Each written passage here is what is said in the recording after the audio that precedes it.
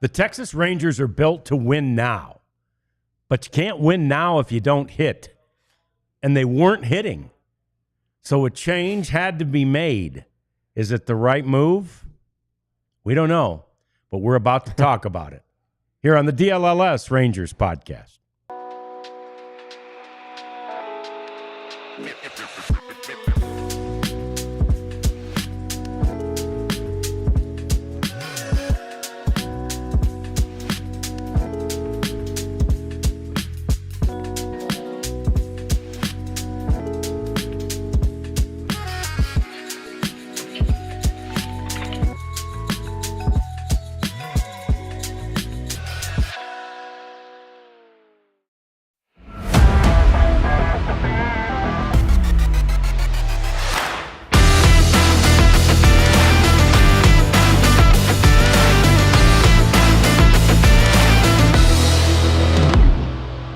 Yeah, Evan Carter's not the new hitting coach, but he is coming back as well. And that new hitting coach, that other face you see, that's the face of Bret Boone, the Rangers' new hitting coach, a man who's never coached before, but has a lot of background that suggests he'll be great at this job. Hi there, and welcome into the DLLS Sports Studios. Welcome to the DLLS Rangers podcast. John Radigan here. Jeff Wilson there. Elijah Smith, the prophet, is over there on a rainy Tuesday. But somehow things do feel a little brighter for the Rangers right now. They feel like maybe this cloud, this dark cloud, Jeff, that has hung over the offense, may be lifting. Well, it's something new. You know, it's change. There needed to be some change. And the players weren't providing it, so maybe the hitting coach now will. I thought it was pretty interesting in speaking with Chris Young yesterday on the Zoom call with writers and broadcasters that the primary objective for Bret Boone is to get these guys believing in themselves. Right. He compared it to what Mike Maddox does. You know, there's a whole team of pitching coaches in the organization. Mike is at the very top, and Jordan Teagues, who's the bullpen coach, but he had been the minor league pitching coordinator. You have Dave Bush, who's a kind of an older school guy who was the old Red Sox pitching coach, but he's a modern thinker too. And then you have Brendan Segura, who's the old co-pitching coach, who's still with the organization, looking at pitch shapes and stuff like that. But Mike at the top, the thing that he does the best, well, he does a lot of things great, but he's a great game planner. But he also gets these pitchers, any pitcher, all pitchers, to believe that they belong in the major leagues and that their stuff is fantastic and that they're going to go out and get everybody they face out. Now, obviously, that's not going to happen, but he instills in them the belief that they're going to be good. Yeah. And and it's granted it is easy to do. And you look at Mike's career, he was a pitching coach for Max Scherzer when Scherzer won a Cy Young Award. That make any pitching coach look good. Jacob deGrom and Nathan Eovaldi, going to make you look pretty good. Yep. But also, he's turned some guys who you would not necessarily think, hey, this is a Hall of Famer. Right. And he's made him good. C.J. Wilson, all right? Right. From reliever to starter. How about more recently at the end of the 23 season when he brought in a guy he knew from St. Louis named Jordan Montgomery? Sure, 100%. I mean, and they got the best 2 months out of Jordan Montgomery that he has exhibited in his career. Yeah, it was anyway, so that's his strength, and that's how they're looking at Bret Boone. Now, Mike is also very sharp at suggesting things like, why don't you try this pitch here? Or have you thought about, as was the case with Montgomery, why'd you stop throwing your slider so much? Right. Let's get that back in the mix. Things like that. And so you recognize what he can do there. Now, Bret Boone has never been a coach. Right. So he it's interesting. We have a clip here. He talks about what he's going to be doing. Today's his first day on the job, right? He's in Boston, and today's day number 1 And this is what Bret Boone said he's going to try to do the first couple weeks on the job. Because the game has changed. And I'm going to go in with a real open mind, and I'm going to listen a lot and just observe at the beginning. And, as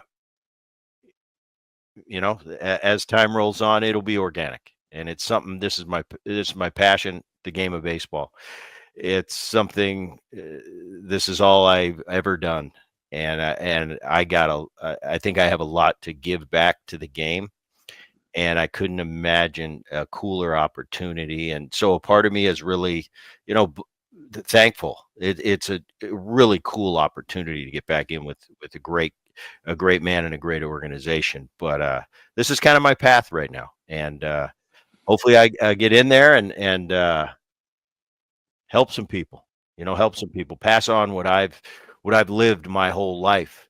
And like I said, I think I got a lot to give, and we're going to hit the ground running and hopefully get this Texas Rangers organization, get them going again. We're around 500 right now. But I think there's a lot more in the tank with the pitching they've added.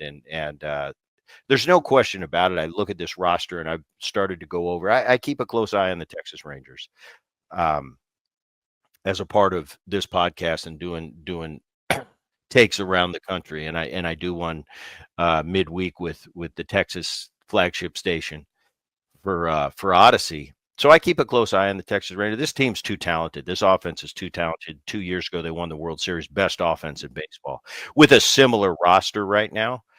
So I don't see any reason that these guys aren't going to turn around and have a great season. So Bret Boone has a podcast. That's cool. Yeah. He's favorable to podcasts. That's right. I got a feeling we might have to try and work on getting Bret as a guest at some point on this deal. But in the short term, here's several things you like about him. First of all, let's not forget, he's part of 3 generations of baseball players in Major League Baseball. His grandfather played, his father played, and he and his brother both played. Of course, his father was a manager, and his brother is the manager of the New York Yankees. So that's all in the blood, right? That's what he knows, and that's what he's saying there. And to your point about trying to emulate what Mike Maddox does, sadly, it appears that the play, because I love that comment that you brought up from CY, and the players apparently were going to the plate and they weren't confident, right? Yeah. And the reason they weren't confident, I think, is that while Donnie Ecker did a great job of game planning, I just think it might have been a little too intricate, right? Had too many thoughts going through their head instead of see ball, hit ball, right? And that's easy. That's easy to say and very hard to crystallize at the major league level. But that's the job of Bret Boone and the rest of the hitting coaches. Yeah, and there is a lot of information, and some of it is coming from outside sources. And I understand that it's a hard thing to do. Hitting is harder now than it ever has been, and these teams are. These opposing pitches are great, and when you don't have any success, and if it's prolonged, as is in the case with Simeon and Adolis, you start to question what it is you're doing. And I get it, and that's when you chase, that's when you press, that's when you are guessing up at the plate. But it's look at the back of the baseball card. That's been the saying that these guys have. Chris Young used it yesterday. Bruce Bochy's been using it all month. The past month. These guys have to remember who they are and what got them here, and that they're great. And so that's what Bret Boone's going to try to do. And he played with great players. I mean, he was a pretty good player in his own right. He was 2-time All-Star, and he played with Edgar Martinez, Hall of Famer, Ken Griffey Jr., Hall of Famer, Ichiro, Hall of Famer. So there's a lot of knowledge there. He played with Tony Gwynn for a year. So this guy's talked to a lot of great players, has a good foundation. And then, his brother is the manager of the New York Yankees and has been for a while. Yeah. So I'm sure they talk extensively about the game, but it is different. And it's different from when Bret was a player. But he seems to know that, which is good. He's not going in blind and going to be blindsided by, spin rate and all that stuff. But Yeah, John Olerud, the championship games, mentions John Olerud, another good hitter that he played with. So, anywho, it's going to be interesting to see, but it is going to be a feeling out process. So I don't know that, I don't know that it ever is a scenario where all of a sudden the next day everybody's a great hitter again.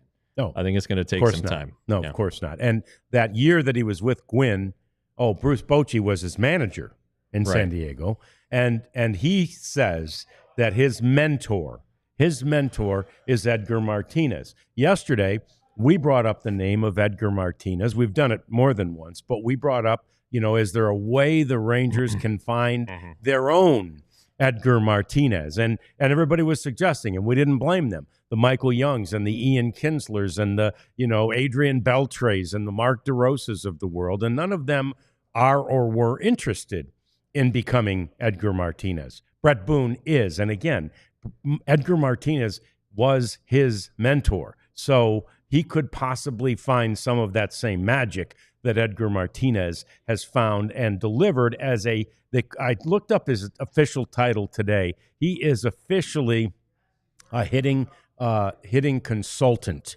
for the Mariners. So this, Bret will be much more hands-on than that. But Edgar's a former hitting coach. He was a hitting coach there from 15 to 18 and came back and did that job last year at the end of the season, which is when they got this thing going. And now he advises Kevin Seitzer, the hitting coach of the Mariners now, and that all is working, right? The offense went from worst to first in baseball. So this is what the Rangers are striving for.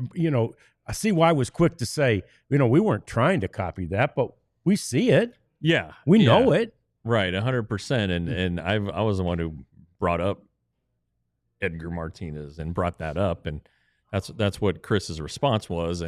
But they are trying to capture a similar philosophy, and Bret Boone and his time with Edgar, that there's a lot of similarities there. So it's going to be interesting to see how this unfolds. Justin Veely and Seth Connor are there to handle all the transition, if you will. That stuff's not going to change. They know these hitters, but it will be interesting to see, who's game planning right now. Justin Veely was the Giants hitting coach, so he knows what he's doing in those regards. But I think that he'll probably maintain those duties. I don't know that Bret Boone is going to be in there breaking down video. He might be eventually, but right now I think his job is more of a sports psychologist as much as anything. But also, there is an approach that he's going to want them to have, and he hasn't really mentioned what it is yet. But at some point, he's going to be. It's going to be geared toward the individual, and they'll go from there. Yeah, and that is the key, right? The process. I've always said this, and especially early in my career when I cut my teeth around the Dallas Cowboys, the best coaches that I saw for that organization, and really for any, are those who have this sort of psychological bent to them, right? If you're a psychologist, Bruce Bochy is that too. He knows each different player needs to hear and see different things. And the classic example I always use to point that out is when Leroy Glover was a defensive lineman for the Cowboys. I did a radio show with Leroy. And, of course, Bill Parcells was the head coach. And one day, walking out to practice, Bill walks up next to Glover and he goes, "Glover, good God, you walk like a duck. You don't even look like an athlete." And Glover said, "I was so mad." And I said, "How'd you practice?" "Best practice I ever had." "I'll show him," right? But then Parcells will put his arm around somebody else and go, "How's your mom today? Is she?" Because he knows, just knows what guys need. And so it is that interpersonal skill. I'm not saying Donnie Ecker didn't know these things. I'm not saying Donnie Ecker didn't have those skills. I don't know if he did or didn't. But I'm just saying it's a huge part of coaching. Yeah. And at some point, a new voice is a real thing. Sure. Sure. It's the same message. Right. See ball, hit ball. Yeah. And be tough on opposing hitters, find the barrel, all these things. You know, they're universal in hitting, but sometimes the voice just it gets drowned out. So again, I was friendly with Donnie, and we all were. He's a good dude, and he'll end up in the game again somewhere. Just right now, it didn't work out. No. And so he moves on, and so do we in this program. We'll talk more about this and take a look at some of your comments and catch up with some of those as we go. Up next, though, the other big news of yesterday, which is that Evan Carter is coming back. So we're thrilled about that, happy for him, and let's see what that means. We'll talk about it next. It's the DLLS Rangers podcast. We want to talk about LinkedIn Jobs because this is a great place for you to post your job. You know of LinkedIn as this great area to, first of all, to find jobs and all that. But if it's a good place to find jobs, guess what it is? It's a good place to post jobs. So we want you to utilize all the benefits of the huge and vast network of LinkedIn to get your next person hired. And, small business owners in particular need help at that. You can't always find the best candidates, but when you do find the right person, you know it, and you want to keep them forever, and then you won't because they're so good, but you can go back to LinkedIn and find another one. So post your job at linkedin.com, and if you do that, you post your job there and use the code RANGERS, you get your job post, your first job post for free at linkedin.com. I'm kind of excited about this one, John. It's from our new friends, Mando. Oh, yeah. I work out before the shows, and it's a warm room in there. Sure. And I get really sweaty and gross, and sometimes I feel bad for the people around me because occasionally I will emit an odor. But Mando is men's deodorant brand that's hyper focused on keeping every aspect of a man's body smelling fresh and clean, and we mean every aspect. So all of it. Let your imagination go from there. But Mando proudly, in fact, says that they are take care of armpits, belly buttons, balls, butts, cracks, and grundles. Not familiar with grundle, but I have an idea. Their scents are geared toward men like bourbon leather. Ooh, I love the bourbon. So anyway, it's a whole body deodorant created by a doctor, clinically proven. All products baking soda free and paraben free. We don't want any of that damn paraben. No. Yeah. So look, check out Mando. It's fantastic. You'll want it to be your go-to deodorant. So use the code DLS at mando.com. Yeah, and I forgot. Bobby's got some samples. I'm taking one when we leave here today, if he's still got them, because I want to give my grundle a shot. Who applies it to the grundle? I don't.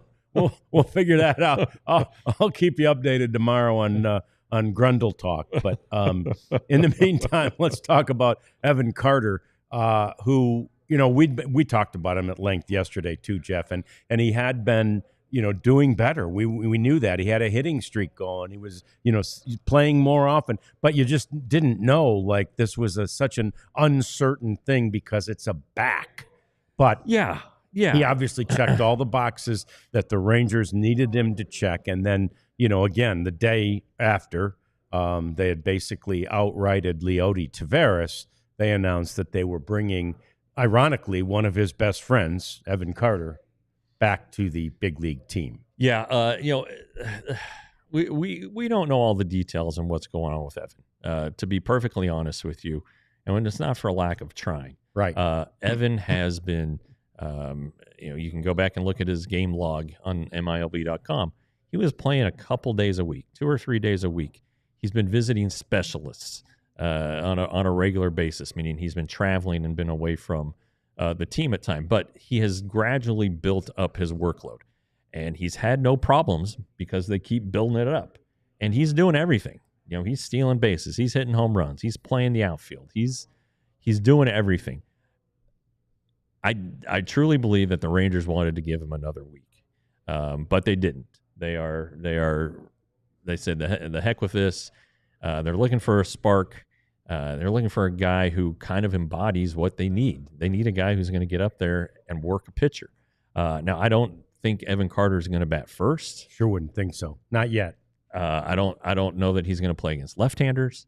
And he may not play every day. He may play 2 days on, a day off. I'm not sure. It's all going to be something that needs to be studied and determined between the coaches and the medical staff and these specialists that he's been seeing. So, but it is good that he's back. He's a good defensive player. I don't think he's ever played at Fenway, so that'll be interesting. Oh, wow. But he's still, we still got to keep in mind that he's a young player. All right. He has 200 major league at bats. Okay. And most of those, he was not healthy. So it's really like he's a rookie again. Sure. He's lost rookie status because he did get too many at bats last year. But don't in fairness to Evan and to your own sanity, don't expect him to be the 2023 Evan Carter. Right. You know, he had a long run up at that point to the majors. He had played for 5 months and he was hot. He was ready to go. He had seen pitching, good pitching. So this is going to be a different scenario. Now, I'm not saying he's not capable of doing that, and maybe he does. Maybe Evan Carter, a healthy Evan Carter, is just a hell of a major league player, and maybe that's it. But I also am trying to temper some expectations here, trying to be patient and you know be fair to the player, because he just may not be the miracle worker that he was, the little savior as they call him in 23. Yeah, and I remember saying that when we didn't have the show yet during spring training last year.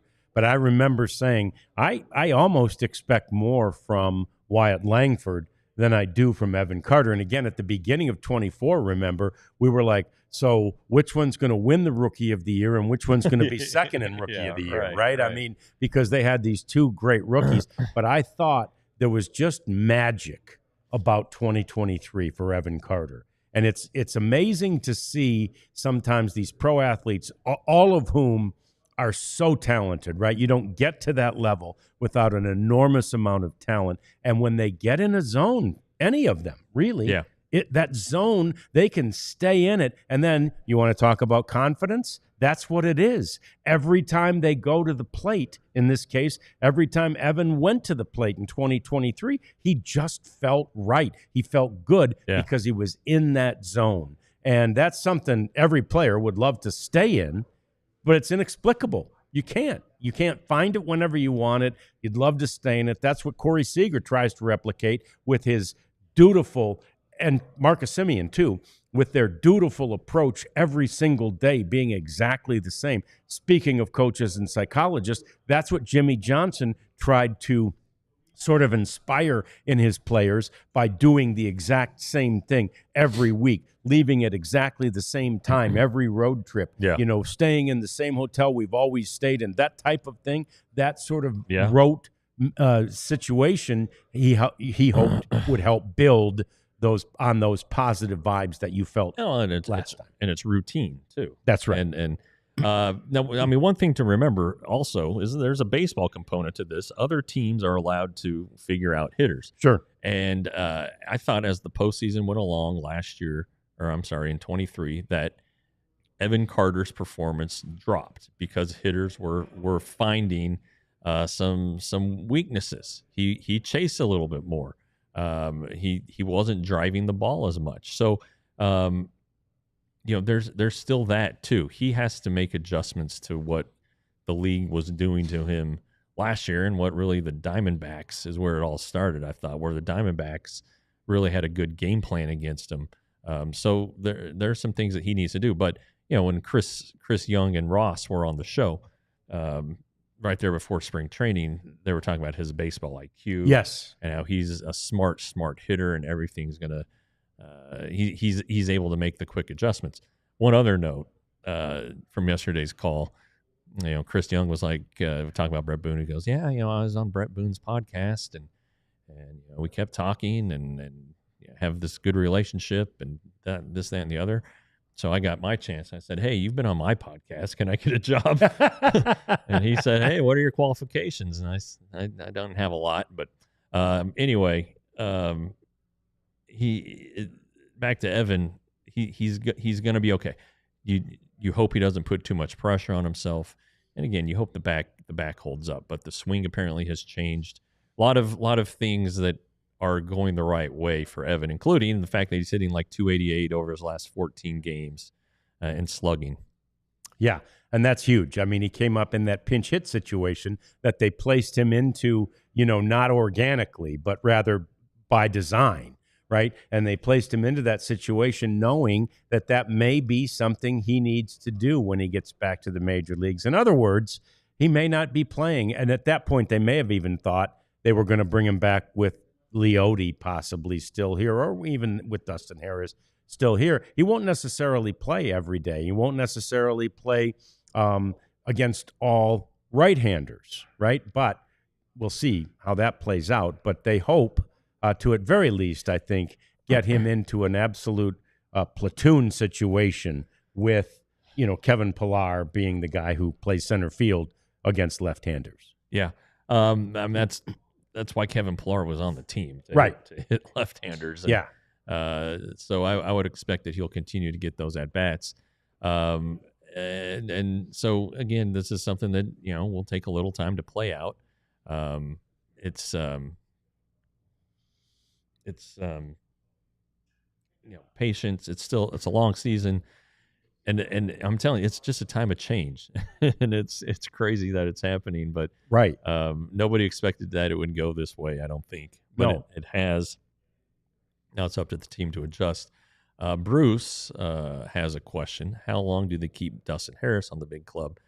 Well, it's a fair question. Yeah, it's a real fair question, honestly. And he's been really good when he's had his opportunities to play. He gives a good at bat. I think he's been really good in center field, and so clearly he's going to be losing playing time here. He now goes into the role that Leote Taveras was just in, and as a young hitter, I'm not sure you want Dustin to do that, but maybe, if the Rangers are shaking things up, maybe Adolis Garcia is not going to play as much. I don't know, but opportunities are definitely diminishing for Harris, especially with Josh Smith, also somebody who needs to play. And they'll put him in center, they'll put him in left, they'll put him in right, in addition to shortstop, second, first, and third. So that's a pretty good question, but I don't know who you call up. Who do you call up? You can't call up any pitchers because you only get 13 of those. Chris Young did mention Ezekiel Duran yesterday as somebody who was hot. Name. And then, they did create the 40-man spot on Leote, but it's not going to be Alejandro Osuna. He may end up going to AAA, but right now he does not appear to be the guy who's going to take that 40-man spot. So there's another question. Sure. Who might take that spot who's not on the 40-man? And you kind of look around the rosters and I'm not sure. No, to be perfectly honest, no. I'm not sure. And Osuna's 17-game hitting streak notwithstanding, he can still use more seasoning. It's sure better that they don't need to or feel the need to bring him up right now. It's better for his development and likely better for the Rangers team in the long run. But what this all points back to is what I said at the very beginning of the show. This team is built to win now, and Chris Young does not have patience to say, okay, well, let's see how long it takes to let this play out. No, he's seen enough. It's built to win now. We did, as a front office, what we needed to do in the offseason to get this thing right,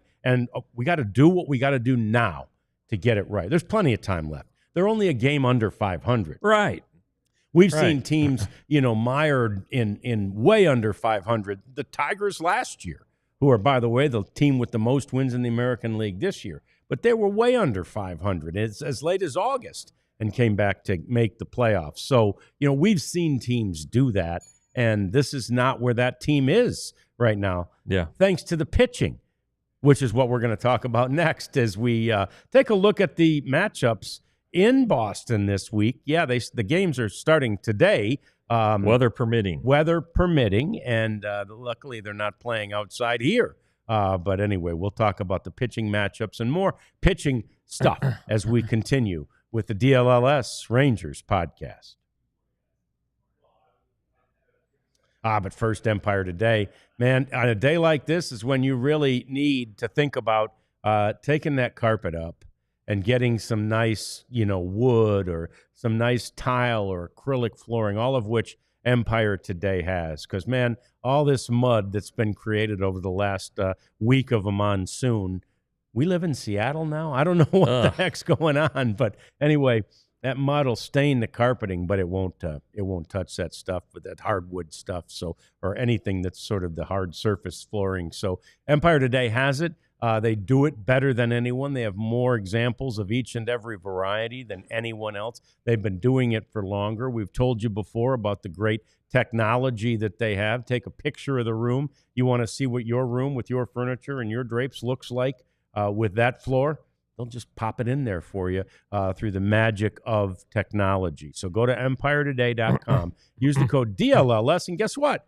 We'll give you $350 off your new floors. Sleeper, my friend, my favorite app. I did 3 picks yesterday, a baseball and 2 basketballs. I hit only one of them, but it was a nice little payday. Was it? Yeah. So was it a basketball? It was a basketball. I thought so. This baseball stuff is tough.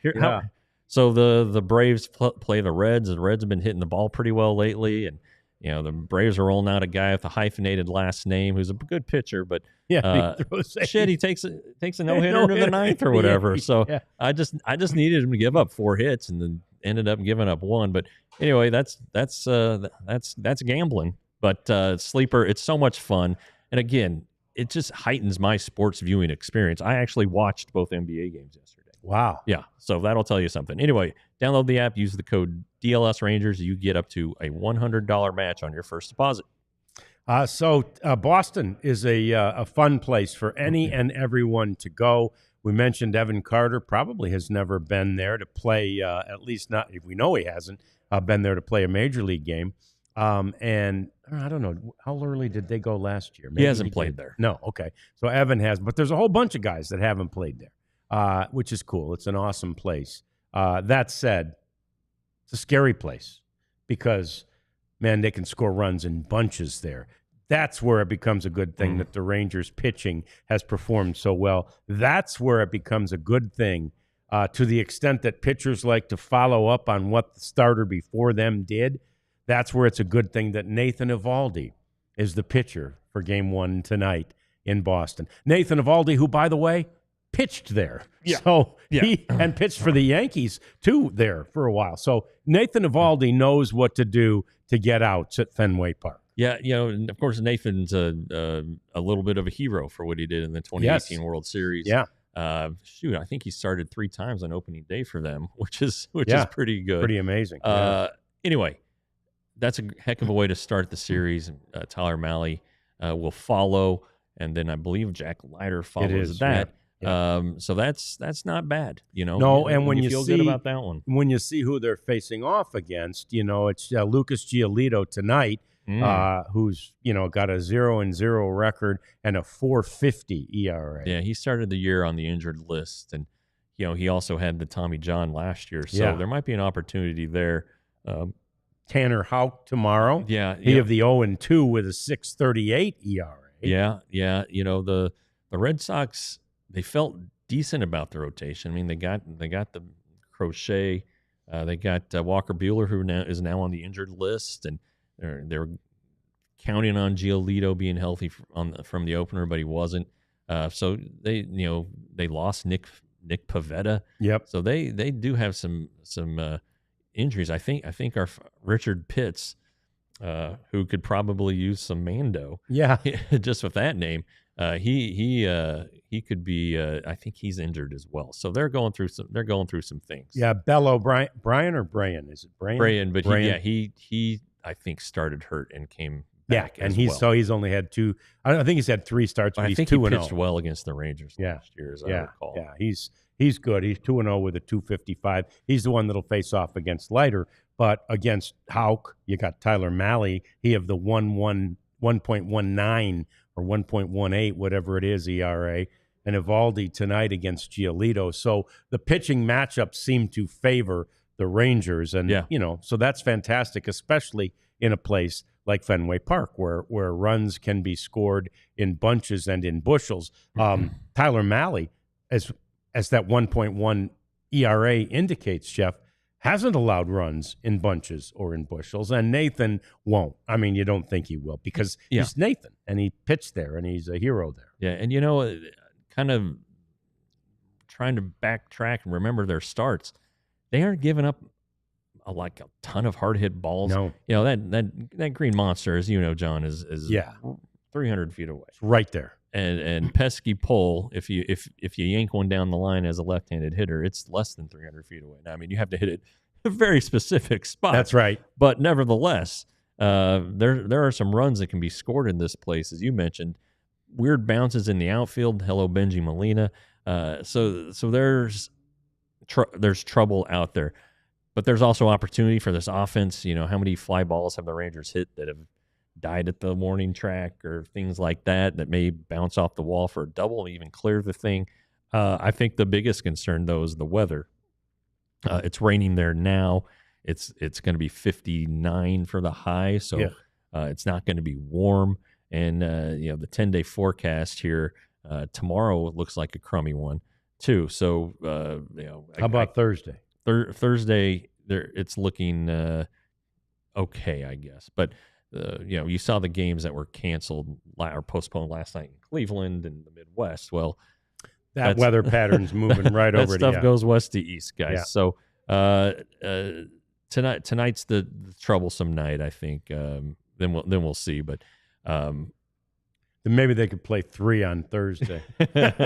Well, you don't want to go back on an off day. I know that. No, that's right. Yeah, tough place to get. Yeah, but we talked about Fenway and the history and all that stuff. But there's a reason why right-handed hitters like hitting there. Adrian Beltre had a hell of a year the year he was there in 2010, and you're kind of expecting similar results for Alex Bregman. I'll tell you what, we talked about the doorway that's in the Green Monster that leads you into it's like hollow inside of it, and so you can go in there and there's all those autographs. So one time I did that story a few different times with a few different players. One time I'm walking out that door and batting practice had already started, Jeff. Yeah. I'm telling you, it is literally scary in left field. It just feels like you are so close to those balls, and there's a right-handed hitter in there, and I'm like, I don't have a glove. I'm going to get hit in the freaking head here, So it's even closer. And again, we're blessed to be on those fields and know how big most of them seem. I always enter through left field in Anaheim, for example. And it's big. It's cavernous. It's fine. Yeah. Man, you see, you're getting on that grass in Fenway Park. It is close. And it takes some getting used to, and sure. So that's where that challenge is for Wyatt Langford today. And again, he's so good and he's so prepared. Yeah, I'm not worried, but he hasn't played a ton of games there himself. Yeah, and the new outfielders to the roster, Tony Beasley be out there banging balls off that wall, and they'll be learning the bounces and how to read fly balls and things like that. So some prep work going into it, but there's actually, dare I say, some optimism around this team. Right. Well, that's now. that dark cloud that I mentioned. It kind of got lifted. Now, it can start to, how clouds go.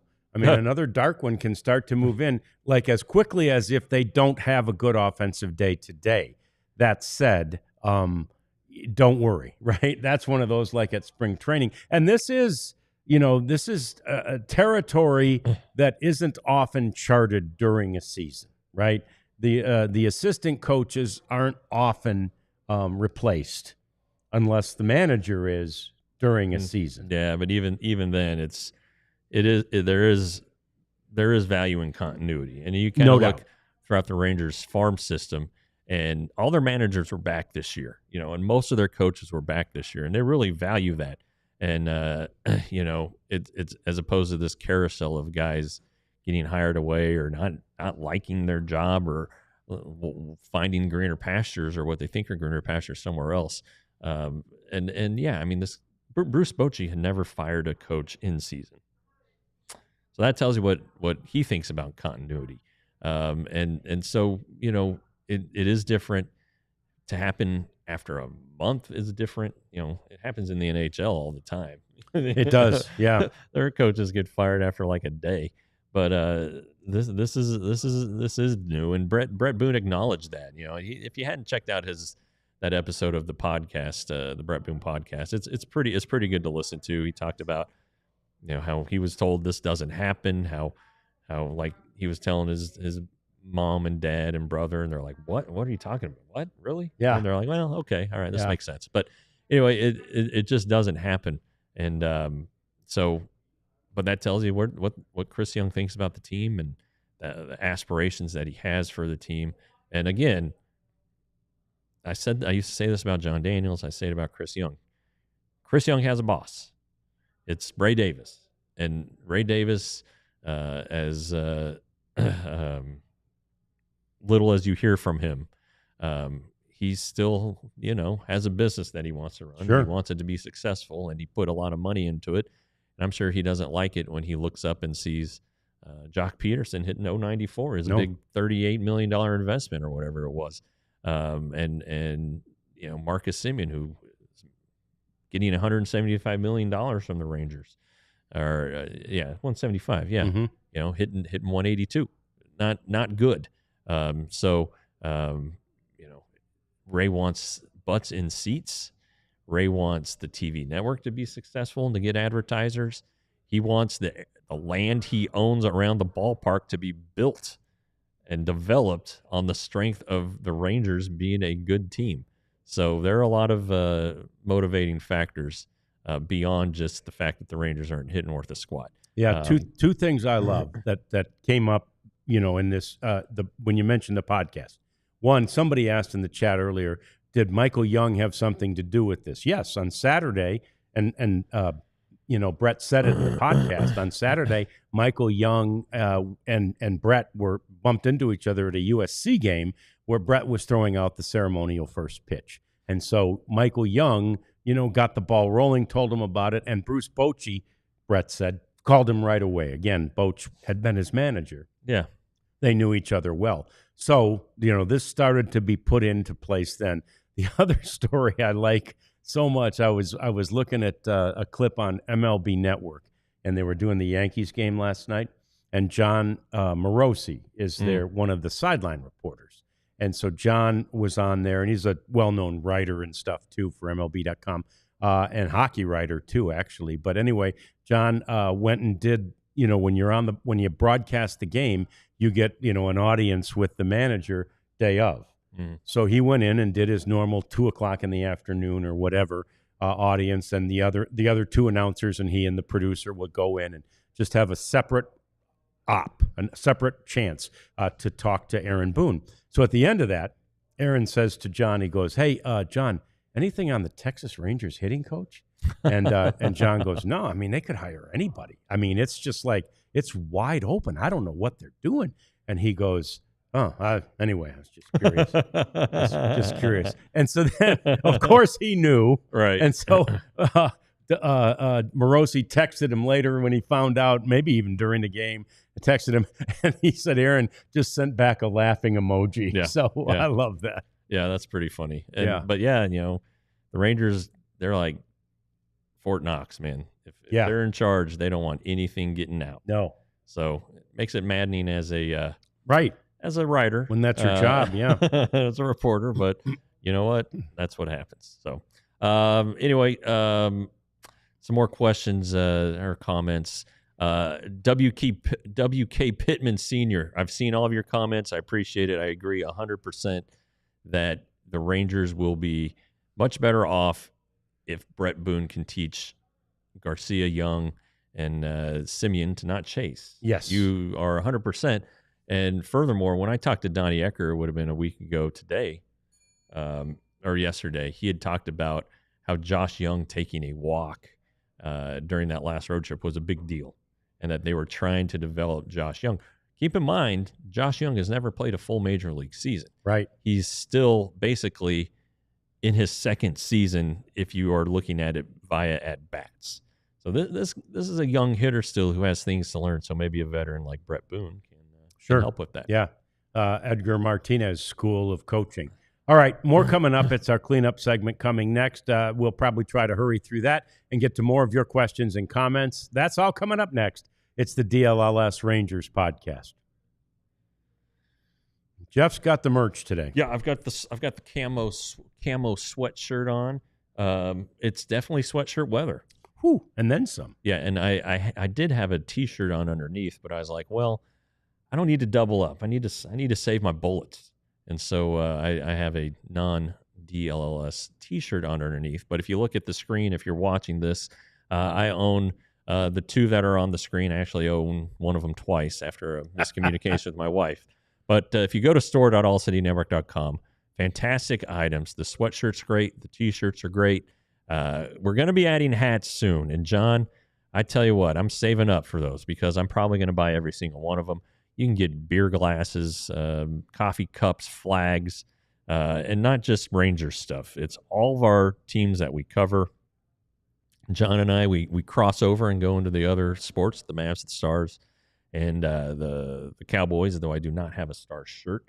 I know you do. So yeah. He's got a wing shirt. All right. This is serious stuff here. And if you go to store.allcitynetwork.com, that's where you can get your free shirt when you become a diehard. Yeah, and you know what just occurred to me? I don't have one. I have a Mavs, I have a Stars, I have a Rangers, I have a Wings. I don't have a Cowboys. Okay. Well, I got to rectify that. I like the one you had on yesterday. I have two TCUs. Yeah, that's right. You got two and the SMU shirts too. We got a lot. Yeah. So go there and get your free T-shirt as you become a diehard, and you get so many more benefits. 20% off our events. We've got more and more of those coming. There are going to be Stars watch parties. There's a difference between a watch along and a watch party. We're going to have some Stars watch parties as they continue in the playoffs. We'll have some for the Rangers too. It'll probably happen after the Stars season ends. And some other events that we have planned will happen then too. And you would get 20% off those events if you become a diehard. You get all the great writing that goes for all four of the major teams are what we write for right now. And that's all behind a paywall. So go become a diehard today, won't you? All right, let's run through these cleanup segments so we can get to a few more questions. We were all loving this yesterday. We're still not even sure from Twitter who the Marlins player is. But the point is, all of these guys, and I told you this, everybody in Major League Baseball is so uber talented, it's unbelievable. And if they get in a zone, look out, right? So see this video yesterday, and somebody takes all these cans, I think, or maybe they're cups, I think they're cans, and builds a pyramid out of a bunch of cans at whatever the place is. Lone Depot Park. Lone Depot. Yep. I always hear it and think it's Home Depot. But it's Lone Depot. Anyway, here's this can pyramid, and the fan says, "Hey, can you knock the top one off? Check this out. This is unbelievable." Okay. Oh, sorry. We did show it yesterday. Did we show it? Oh, yeah. I don't think we showed it. Did we not show it?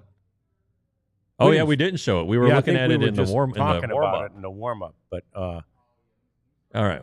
Anyway. All right. So Prophet's going to look for that, and we'll move on to the next. Remember, because we commented about the condition of the outfield grass in left field. We were just talking. Oh yeah, that was off. That's when we camera. were trying to figure out where the heck they were. Yeah, that's right. So anyway, it did come out from the Florida Marlins, but I hadn't seen Miami, John. Florida was a while ago. Whatever. I still. Watch this. Boom. I mean, that's unbelievable. I didn't know if maybe he was going to, because I'm watching it as it happened. I didn't know if maybe he was going to knock all of them down, which would have been pretty damn impressive too. No, just the top one. Any questions? No. We'll try to figure out who that is, but I'm not sure it matters. He's a Major League Baseball player. Man, opposite end of this outfield spectrum. Did you see Tyler Callahan? We can't show this. Look it up. It is scary. Oh boy, it is scary what happened to Tyler Callahan. The latest report I saw is that all he did was break his arm. Yeah. But look, when he hits that wall, makes the catch, hits that wall so hard, and the first thing that happens is his hand comes down and his glove just goes flying, and I'm like, oh man. And ultimately, it ended up being an inside the park home run. So I guess he did drop it. He didn't catch it. It was a broken arm. That's terrible. The guy who fell from the stands in Pittsburgh, he's like alive and walking, and has a broken neck, a broken back, and a broken something else. Clavicle. Yeah. Clavicle. But this guy's alive, talking and alert. And took his first steps yesterday. Holy crap. I know. That's amazing. 20-year-old Very kid. amazing. Yeah. Now, I think he's 20, and the Pirates have come out and said that he drank 2 beers at the game, but he did not buy them. So somebody bought this underage kid 2 beers. So there might be still some reckoning here from the Pirates, which is crummy. But if you drink, as a rule of thumb, stay away from outfield railing. All right, 100%. Just go ahead and stay away. We saw 2 guys fall, John. I don't know if there's Shannon Stone who passed away, who was not drinking because he was his young son at the time, a firefighter. And then the year before, a guy had fallen from the second deck, the club level, onto the first deck, trying to catch a Nelson Cruz foul ball. And he was fine. He broke his leg. Amazing. But anyway, please be careful at ballparks. It's a horrible thing to see. Just scary. It makes your heart hurt. It's awful. So Anyway, that was that news. Well, and the weird thing about Shannon Cooper is that he was alive when he left the ballpark and was alert and was asking somebody to watch out about for his son. kids, and he went into cardiac arrest on the ambulance ride.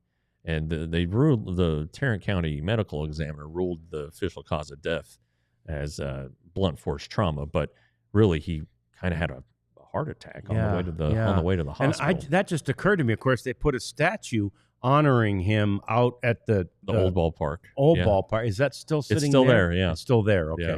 That's not one that's been moved. Of course, no, it should be. Yeah, it really should be. Yeah, it really should.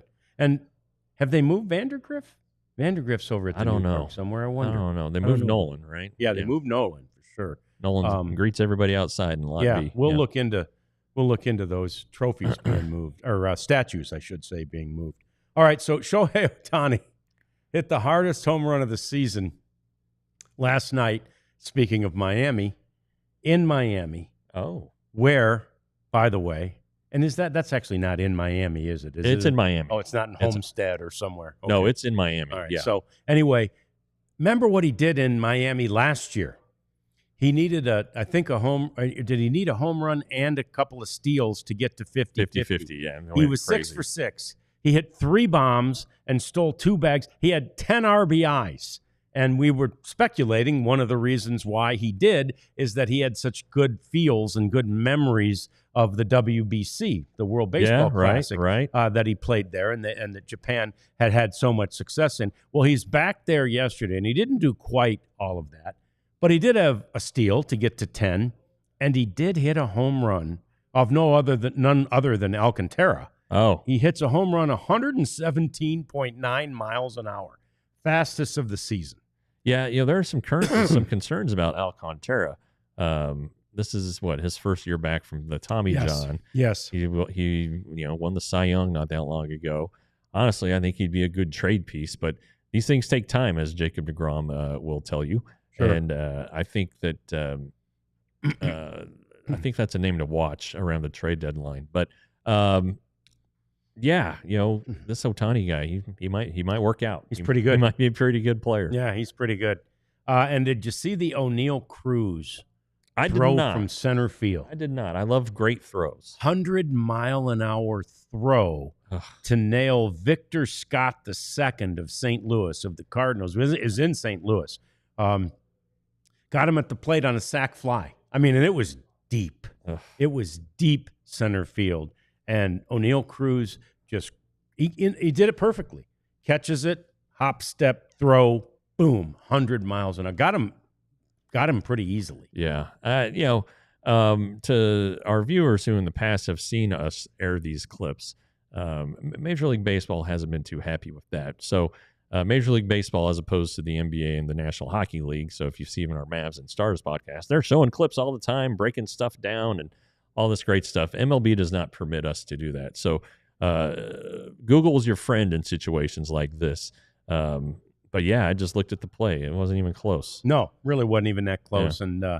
And O'Neal Cruz, he's noted well for his offense and his speed. Yeah. But that arm, well, that's a plus arm right there. I mean, the best athletes, and this goes back to, philosophies and amateur scouting and signing players in Latin America. The best athletes are shortstops and center fielders. Sure. And he's done both. And he's done both. So right. that kind of tells you, hey, this guy's all right. Yeah. And Josh Smith is doing both. You know? That's right. Good point. Yeah. Josh Smith is a heck of an athlete, and obviously this recall of Evan Carter does take out of the possibility of what we were talking about, which Boach had said to you. Josh Smith has played center field a few times, and he did Sunday. Evan Carter. These transactions were just posted on the Rangers Twitter account. Evan Carter recalled. Leody Taveras acquired by Seattle via a waiver claim. Wow. So the Mariners have picked up that salary. They're playing without Victor Robles. Yeah. Who was such a big deal for them last year, and he's out after that shoulder injury. Yeah, they had another fight with the wall. Great and catch. Yeah. So there you go. Leody Taveras is no longer a member of the Texas Rangers. Part of the Rangers organization. And now one thing that does do ramification-wise for them is it frees up $4 million, which when the team is up against the luxury tax threshold, which we know the Rangers are, $4 million helps. Tyler Malley's got a clause in his contract, and I don't know exactly what he needs to achieve to reach it, but he could get $5 million if he achieves bonuses, things. Yeah. And I have to feel like right now he's on pace to achieve all of them. You would think so. Any and all. Yeah. Man. Well, I'm a little sad. Yeah, me too. I love Leody. Yeah. It's pretty funny. He has a nice car, as you'd expect. It's a BMW. He's sported it up, and I'd seen it in the parking lot because that's where we park. I was like, man, I wonder who's driving that. Well, one day I saw Leody pulling out and waved at him and all this stuff. So the next day I was like, hey, yesterday when you're leaving, I was wondering whose car that was. I said, I really like it. He goes, anytime you want to drive it, you let me know. Really? And so Leody, now you have to go to Seattle. Leody, damn it, I need to go and drive your car. Yeah. But I'm glad he's in the major leagues still. Guy's got tremendous talent, and maybe it just takes the old change of scenery. He was a top prospect for a long time, came in with high expectations. I one time after he signed, remember somebody with the Rangers telling me he'll be in the majors at 18. Didn't work out that way. Not quite. Look, part of the problem may be that he got brought to the majors way too soon, sooner than anybody would have liked him. COVID did him wrong. Yeah. And not only did COVID do him wrong, so did the lockout. Because, okay, so he comes up too soon. He starts 2021 in the majors and is dreadful, goes to AAA and gets better. 2022 is when they brought in Donnie Ecker. Yes. And who was hired in October and would have been it would have been a great opportunity for Leody to get in with the new hitting coaches, Tim Hires too, I believe, and for the whole offseason. The entire offseason. So anyway, they show up for spring training in mid-March, and they're going to start the season 3 weeks later, and they just didn't have time. So they were working with Leody. He ended up going to AAA to start the year.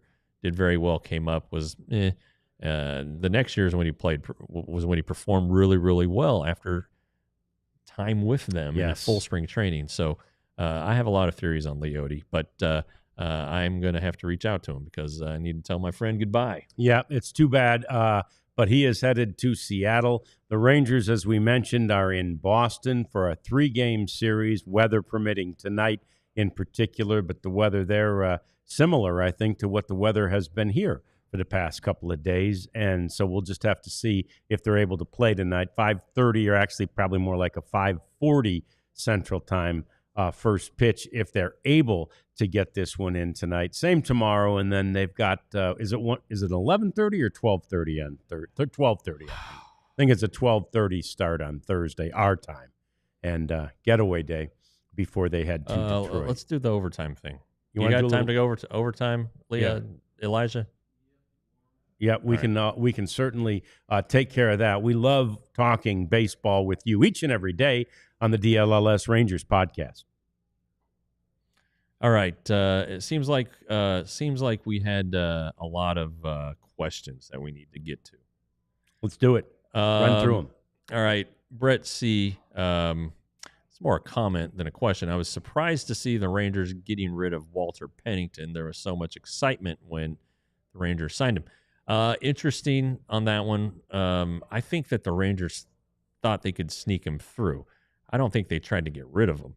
He was not pitching. I think he was in Arizona working on things, and so I think that they thought, well, this one we can get him through, and no problem there whatsoever. And he was not did not get through.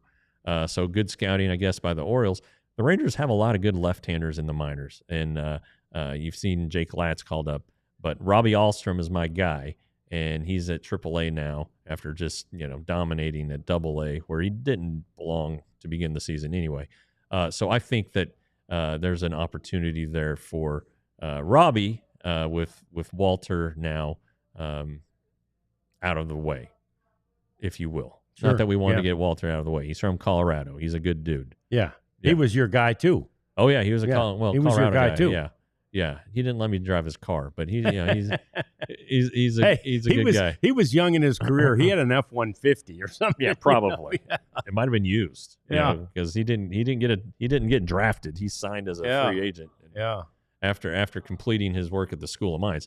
Now he's got plenty of smarts. He'd be fine if baseball doesn't work out. But anyway, yeah. Blake, you brought up a good point, and I think I mentioned it yesterday. At least the Rangers dodged Crochet in Boston and Skubal in Detroit. That helps. Every time. And by the way, I don't think we've talked about this. Can't show it, but it's dramatic. Did you see Crochet get hit in the nose? I did. That ball came back and grazed his nose, and look for that too if you haven't seen it yet. It's amazing that it didn't break his nose. I wonder if maybe the slow motion version of that, it looks more dramatic because it's slow motion than it is, and it might have just touched the nose. But I gotta feel like under any circumstances, a baseball being batted hitting your nose hurts and scares the what out of you. Yeah, I mean, you don't have enough time to think about it. You barely have time to get your glove on. Oh, yeah. And a lot of these pitchers these days, as everybody knows, their deliveries are so violent that they're not in a position to field the ball. Not at all. If you watch Jacob deGrom pitch, he's in a position, as hard as he throws, his mechanics are such that after every pitch, he can field the ball and get to the ball. And that was the case with Greg Maddux, but Greg Maddux, of course, doesn't throw as hard as Jacob deGrom. I think that's something that Eovaldi has worked on, because there were times last year when he was, and I'll tell you another one, John Gray might want to work on it. Yes. Because he gets hit all the damn time. Yeah, he got hit. That's why he's out right now. In addition to the one that broke his arm in spring training. Yeah. There was a game at Houston a couple of years ago. He got hit in the forearm and had to miss a start, I think. Just seems to happen to him a lot. So anyway, I don't know the Crochet delivery by heart, but I'm wondering if he was out of position and got lucky. Anyway, the Benny, what are the chances the Rangers need a portion of Leote's salary in order to trade him after he clear waivers? Well, we have our answer to that, Benny. Yep. Thank you. And I think they probably would have eaten some of that. I always try to get to Benny though, because Benny asks questions a lot on the Twitter machine and on our podcast. Appreciate you, Benny. Appreciate you. But so we're I'm the team. We're East Coast where the Rangers are. It's 3:00 there, and I'm sure that the players have assembled.